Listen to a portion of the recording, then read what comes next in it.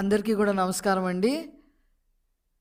4.5 సంవత్సరాలుగా ఏ రకంగా వైసీపీ రాచపీనుగుల్లాగా ప్రజల్ని పీక్కుతున్నారో, ఈరోజు ఏజెంట్ల దగ్గర, పోలింగ్ బూతుల దగ్గర కూడా మా ఏజెంట్ల మీద అదే విధంగా దాడి చేయడం జరుగుతుంది. ఇంకా వైసీపీ కథ ముగిసింది అని క్లియర్ కట్గా వాళ్ళకి ఇన్ఫర్మేషన్ ఉండటంతో ఏం చేయాలో తెలియక మా వాళ్ళ మీద దాడులకు దిగుతూ ఉన్నారు. చిత్తూరు జిల్లాలో 3 టీడీపీ ఏజెంట్లని ఏకంగా ఎత్తుకెళ్ళిపోయారు వైసీపీ నాయకులు. మరి పుంగునూరు పరిధిలో 3 పోలింగ్ కేంద్రాలని 3 కేంద్రాల టీడీపీ ఏజెంట్లు కిడ్నాప్ అవడం జరిగింది.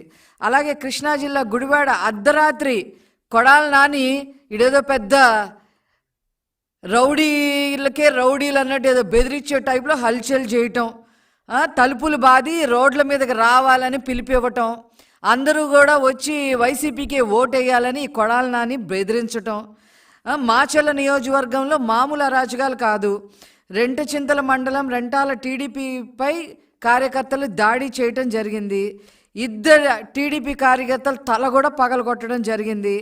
ఇక మాచర్ల నియోజకవర్గంలో మామూలు దౌర్జన్యాలు కాదు. 4 టీడీపీ ఏజెంట్లకు తీవ్ర గాయాలు అయినాయి.